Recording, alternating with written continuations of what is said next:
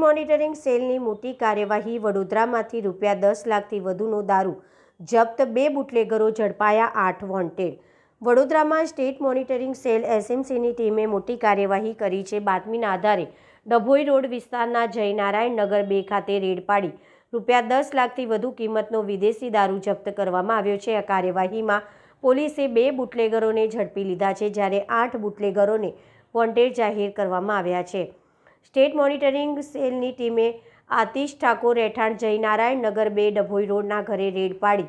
Red દરમિયાન કુલ 2765 bottle વિદેશી દારૂની મળી આવી હતી। સાથે સાથે પોલીસે એક વાહન, 2 મોબાઈલ ફોન, 1 ટ્રાઇસિકલ અને રોકડ રકમ સહિત કુલ 15.51 લાખનો મુદ્દામાલ કબજે કર્યો છે।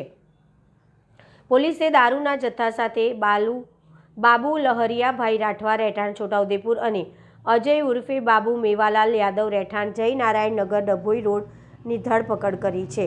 આ કેસમાં પોલીસે મુખ્ય બુટલેગર આતિશ ઠાકોર તેમજ સપ્લાયર તરીકે બંસીલાલ ભુરસિંગભાઈ રાઠવા અને લાલસિંગ રાઠવા બંને રહેઠાણ છોટાઉદેપુર સહિત મોબાઈલ અને કારના માલિકો તથા 2 અજાણ્યા વ્યક્તિઓ સામે ગુનો દાખલ કરી તેમને વોન્ટેડ જાહેર કર્યા છે।